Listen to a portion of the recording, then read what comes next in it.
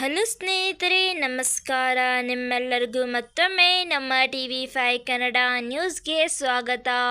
ಸ್ನೇಹಿತರೆ, ನಾವು ರೈತರಿಗಾಗಿ ಇವತ್ತು ಒಂದು ಒಳ್ಳೆ ಬಂಪರ್ ಗುಡ್ ನ್ಯೂಸನ್ನು ತಂದಿದ್ದೇವೆ. ಹೌದು ಸ್ನೇಹಿತರೆ, ಆ ಒಂದು ಬಂಪರ್ ಗುಡ್ ನ್ಯೂಸ್ ಏನೆಂದು ತಿಳಿದುಕೊಳ್ಳುವ ಮುನ್ನ ನೀವು ಇನ್ನೂ ಆದರೂ ನಮ್ಮ ಚಾನಲ್ಗೆ ಸಬ್ಸ್ಕ್ರೈಬ್ ಮಾಡಿಲ್ಲವೆಂದರೆ ಈ ಕೂಡಲೇ ಸಬ್ಸ್ಕ್ರೈಬ್ ಮಾಡಿ. ಹಾಗಾದರೆ ಬನ್ನಿ ಫ್ರೆಂಡ್ಸ್, ಆ ಒಂದು ಮಾಹಿತಿ ಏನೆಂದು ತಿಳಿದುಕೊಳ್ಳೋಣ. ಅನ್ನದಾತರಿಗೆ ಯಾವುದೇ ತೊಂದರೆ ಆಗಬಾರದು ಅಂತ ಕೇಂದ್ರ ಮತ್ತು ರಾಜ್ಯ ಸರ್ಕಾರಗಳು ರೈತರಿಗಾಗಿ ವಿವಿಧ ಯೋಜನೆಗಳನ್ನು ನಡೆಸುತ್ತಿವೆ. ರೈತರನ್ನು ಆರ್ಥಿಕವಾಗಿ ಸದೃಢವಾಗಿಸುವುದು ಈ ಯೋಜನೆಗಳ ಉದ್ದೇಶವಾಗಿದೆ. ಪ್ರಧಾನಮಂತ್ರಿ ಕಿಸಾನ್ ನಿಧಿ ಯೋಜನೆಯನ್ನು ಕೇಂದ್ರ ಸರ್ಕಾರ ರೈತರಿಗಾಗಿ ಜಾರಿಗೆ ತಂದಿದೆ.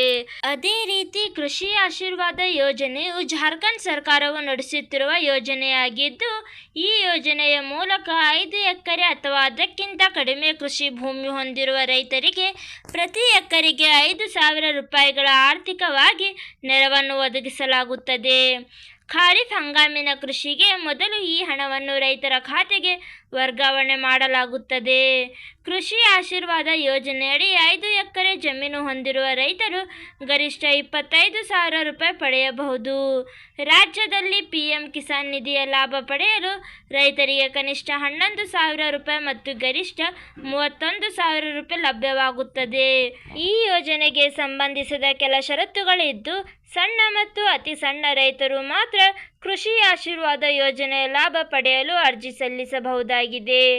5 ಎಕರೆ ಅಥವಾ ಅದಕ್ಕಿಂತ ಕಡಿಮೆ ಭೂಮಿಯನ್ನು ಸಾಗುವಳಿ ಮಾಡುವ ರೈತರಿಗೆ ಯೋಜನೆಯ ಲಾಭವನ್ನು ಪಡೆಯಬೇಕಾಗಿದೆ. 22,47,000 ರೈತರಿಗೆ ಸರ್ಕಾರದ ಈ ಯೋಜನೆಯು ಲಾಭವನ್ನು ಒದಗಿಸುತ್ತದೆ.